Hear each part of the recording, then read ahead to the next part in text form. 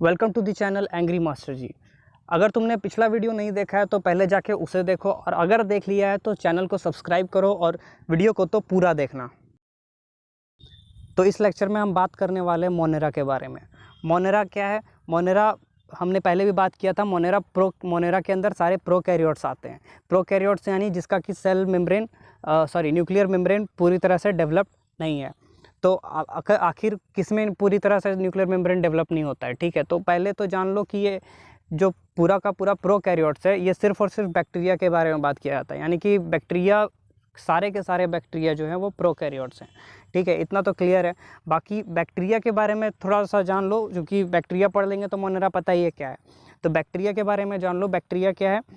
मतलब mostly extreme climates में पाए जाते हैं, जहाँ पे मतलब कुछ नहीं रह सकता वहाँ बैक्टीरिया रह सकता है। ठीक है, तो अभी क्या है, ये जो बैक्टीरिया है ये शेप के हिसाब से 4 तरह के होते हैं: स्फेरिकल, रॉड, स्पाइरल और विब्रियो। ठीक है, अभी ये स्पाइरल, रॉड, विब्रियो ये क्या चीज़ है ये देख लो। स्फेरिकल में क्या होता है? स्फेरिकल जो होता है उसका नाम होता है कोकस, यानी कि बैक्टीरिया जो होगा स्फेरिकल शेप का होगा। रॉड शेप्ड समझ सकते हो, ये रॉड शेप्ड वाले को क्या कहते हैं? बैसिलस बोलते हैं। ठीक है, उसके बाद क्या है, स्पाइरल शेप्ड वाले को स्पाइरलम बोलते हैं और कॉमा शेप्ड वाले को विब्रियो बोलते हैं। इतना याद कर लो, ये कभी ना कभी कहीं ना कहीं पूछ लिया जाता है। ठीक है, उसके बाद किसी भी बैक्टीरिया का अगर नाम देखोगे स्ट्रेप्टोकोकस, तो कोकस देख करके सीधा सीधी तुम दिमाग लगा सकते हो इसका ये स्फेरिकल ही होगा। ठीक है, उसके बाद बैसिलस थ्योरिनजेनेसिस, आगे जाके हम लोग उसके बारे में पढ़ेंगे, तो वहाँ पे बैसिलस देख करके हम लोग पता लगा सकते हैं कि ये रॉड शेप्ड का है। ठीक है, तो ये मतलब थोड़ा सा इंपॉर्टेंस रखता है, क्योंकि हम किसी के बैक्टीरिया के नाम से भी कई बार पता लगा सकते हैं वो कौन से शेप का होता है। ये बच्चों वाली चीज़ है, ये समझ जाओ। ठीक है, आसान है। आगे देखो, बैक्टीरिया को हम लोग मोड ऑफ न्यूट्रिशन के हिसाब से दो टाइप में डिवाइड करते हैं: ऑटोट्रॉफिक और हेट्रोट्रॉफिक। ठीक है, ऑटोट्रॉफिक में भी दो तरह के होते हैं: कीमो ऑटोट्रॉपिक्स और फोटो ऑटोट्रॉपिक्स।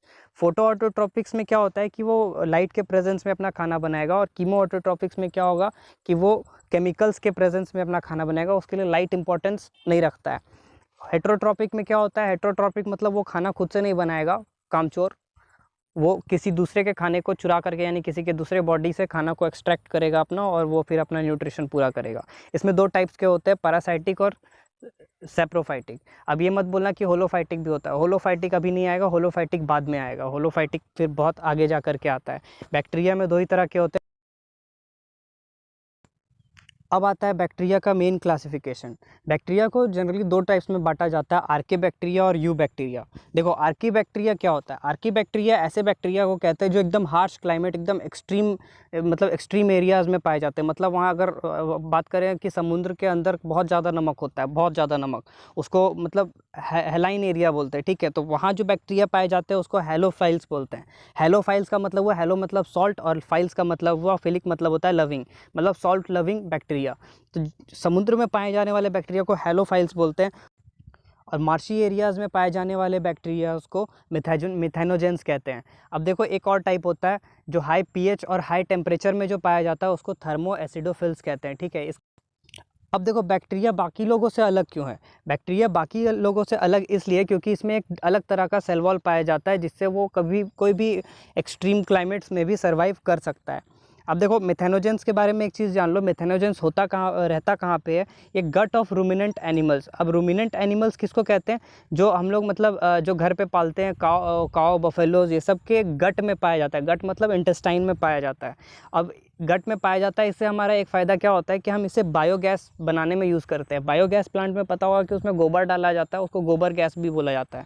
अब गोबर नहीं पता हो तो कुछ भी नहीं कर सकते हैं। ठीक है, गोबर गैस क्या होता है? गोबर गैस बनाते हैं, उसमें गोबर गैस में मेन कंटेंट क्या होता है? मीथेन होता है, और मीथेन बनाने वाले बैक्टीरिया को मिथेनोजेंस कहते हैं। यहाँ से भी इसको याद कर सकते हैं। इसके बाद जानते हैं यू बैक्टीरिया के बारे में। यू बैक्टीरिया क्या होता है? यू बैक्टीरिया में जो बैक्टीरिया आते हैं उनको हम लोग क्या कहते हैं? True bacterias. ठीक है, अब ये ट्रू बैक्टीरियाज का स्पेसिफिकेशन क्या है? इसमें एक रिजिड सेल वॉल होता है, मतलब इसका जो सेल वॉल है बहुत ज़्यादा रिजिड होगा। ये भी एक्सट्रीम क्लाइमेट्स में पाया जाएगा, लेकिन जो आर्के बैक्टीरियाज है वो ज़्यादा रिजिड क्लाइमेट में पाए जाते हैं। अब देखो, इसको क्लासीफाई किया गया मोड ऑफ न्यूट्रिशन के बेसिस पे। ठीक है, अब mode of nutrition you bacteria का कैसा कैसा हो सकता है, ऑटोट्रॉफिक और हेटेरोट्रॉफिक दोनों होगा। अब ऑटोट्रॉफिक में पहला आता है फोटो ऑटोट्रॉफिक। अब फोटो ऑटोट्रॉफिक का मेन एग्जांपल है जिसको हम लोग याद करना है, वो है साइनोबैक्टीरिया। साइनोबैक्टीरिया का नाम सुना होगा, ब्लू ग्रीन एल्गी बोलते हैं इसको। साइनोबैक्टीरिया का खास बात क्या है, ये फोटोसिंथेसिस कर सकता था। ये इकलौता बैक्टीरिया है जो कि फोटोसिंथेसिस कर सकता है। और फोटोसिंथेसिस क्यों कर सकता है, क्योंकि इसमें प्लांट लाइक पिगमेंट्स होता है। प्लांट लाइक पिगमेंट्स कौन सा, क्लोरोफिल ए। प्लांट्स में भी क्लोरोफिल ए ही प्रेजेंट होता है, ठीक है। अब क्लोरोफिल ए होने के कारण ये फोटोसिंथेसिस कर सकता है। और देखें तो फिर ये जो साइनोबैक्टीरिया है ये यूनिसेलुलर होता है और ये कॉलोनीज़ में रहता है। अब कॉलोनीज़ में रहने का भी एक इम्पॉर्टेंस है। अब ये कॉलोनीज़ में रहता है, ये बहुत जल्दी डिवाइड करके अपना कॉलोनी को बड़ा भी कर सकता है। इसी कारण से कई बार साइनोबैक्टीरिया के वजह से वाटर बॉडीज़ में यानी कि तालाब वगैरह में एल्गल ब्लूम भी हो जाता है। एल्गल ब्लूम क्या होता है ये नहीं पता है तो जान लो कि ये कभी कभी देखना कि तालाब में green layer, greenish layer, bluish layer जो है वो बन जाता है, उसी को क्या कहते हैं, एल्गल ब्लूम। ये किसके वजह से होता है, जनरली बैक्टीरिया के वजह से। अब ये जो साइनोबैक्टीरिया है ये कैसा हो सकता है, फिलामेंटस हो सकता है, ठीक है। इसमें एक स्पेशल टाइप ऑफ सेल होता है जिसको कहते हैं हेट्रोसिस्ट। हेट्रोसिस्ट का काम क्या है, ये नाइट्रोजन फिक्सेशन करता है। मतलब नाइट्रोजन को, मतलब जैसे प्लांट जो है वो प्लांट में नाइट्रोजन आएगा तो वो कहाँ से आएगा, वो इन्हीं बैक्टीरिया के हेल्प से वो कन्वर्ट किया जाता है, नाइट्रेट्स वगैरह, अमोनिया को नाइट्रेट्स वगैरह में कन्वर्ट किया जाता है। उसके बाद वो नाइट्रेट्स को एब्जॉर्ब करता है। ये पूरा नाइट्रोजन फिक्सेशन है। इनके मेन एग्जाम्पल्स क्या है, नॉस्टॉक और एनाबीना। अब देखो ये जो यू बैक्टीरिया है ये दूसरे टाइप का कैसा हो सकता है, कीमोसिंथेटिक। कीमोसिंथेटिक में क्या होगा, ये ऑटोट्रॉफिक तो होगा, ये खाना तो खुद से बनाएगा लेकिन लाइट के प्रेजेंस में ना बना करके ये केमिकल के प्रेजेंस में बनाएगा। केमिकल कैसा केमिकल, अमोनिया, नाइट्राइट, नाइट्रेट्स, इन सब के हेल्प से अगर ये खाना बनाता है तो फिर इसको क्या कहते हैं, कीमोसिंथेटिक बैक्टीरियाज, ठीक है। अब ये जो बैक्टीरिया ये कहाँ पे हेल्प करेगा, ये नाइट्रोजन, फास्फोरस, आयरन और सल्फर ये सब के फिक्सेशन में हेल्प करता है। नेक्स्ट मोड ऑफ न्यूट्रिशन कौन सा आता है, हेट्रोट्रॉपिक। हेट्रोट्रॉपिक में मैंने बताया हुआ है ये कैसा हो सकता है, पैरासाइटिक या फिर सेप्रोफाइटिक। तो इनका इंपॉर्टेंस क्या है, ये मेनली डीकम्पोजर्स है। अब डीकम्पोजर्स को बहुत लोग कहते हैं ये फालतू में, नहीं ये फालतू में नहीं है। अगर डीकम्पोजर्स ना हो ना तो हमारे चारों साइड डेड बॉडीज़ नज़र आएंगे, ठीक है। अब ये अपने काम का कैसे है, ये मिल्क को कर्ड में जो बदलते हैं बैक्टीरियाज, ये कैसे बैक्टीरियाज होते हैं, हेट्रोट्रॉपिक बैक्टीरियाज होते हैं, ठीक है। इसका नाम होता है लैक्टोबैसिलस। इसके बाद क्या है, नाइट्रोजन फिक्सेशन करने में जो बैक्टीरियाज काम आते हैं वो भी खुद से जनरली खाना नहीं बनाते, कुछ लोग बनाते हैं, कुछ लोग नहीं भी बनाते। कुछ बैक्टीरियाज जो है वो क्रॉप्स को, ह्यूमन बीइंग के हेल्थ को ये डैमेज कर सकता है। ह्यूमंस में भी कई सारे डिजीज़ काउज करते हैं बैक्टीरियाज, जिसमें से कि कुछ है टाइफाइड, टेटनस, टीबी वगैरह जो है ये बैक्टीरियाज से काउज होते हैं, ठीक है। तो कुछ नुकसान भी है बैक्टीरियाज के, कुछ फ़ायदे भी हैं। तो आगे देखो, अब देखो बैक्टीरिया रिप्रोड्यूस कैसे करते हैं। बैक्टीरिया फर्स्ट तो रिप्रोड्यूस करेंगे फिजन से, मतलब एक बैक्टीरिया टूट करके दो बैक्टीरिया बन जाएगा। उसके बाद क्या है, स्पोर्स बनाएगा अनफेवरेबल कंडीशन में। स्पोर्स पता है क्या होता है, ये मतलब रफ एंड टफ मटेरियल होता है जिसमें कि बैक्टीरिया का डीएनए वगैरह भरा हुआ होता है। बाद में जब फेवरेबल कंडीशन आएगा तो ये बस्ट करके नया बैक्टीरिया बना देगा।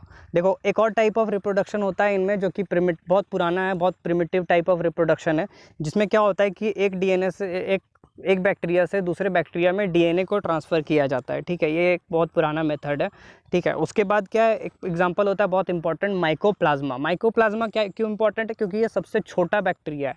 सबसे छोटा होने के बाद भी इसमें क्या इंपॉर्टेंट है कि इसमें सेल वॉल नहीं होता है। एक चीज़ ध्यान में रखना कि पेनिसिलिन जो है एंटीबायोटिक है, ये सिर्फ सेल वॉल को डैमेज कर सकता है। और चूँकि माइकोप्लाज्मा में सेल वॉल नहीं होता है तो ये पेनिसिलिन इस पे अफेक्ट नहीं करेगा। उसके बाद क्या है, ये ऑक्सीजन के बिना भी रह सकता है और ये कई बार पैथोजेनिक भी होता है। देखो इस लेक्चर के लिए इतना ही, बाकी की बातें अगले लेक्चर में करेंगे। अभी के लिए धन्यवाद।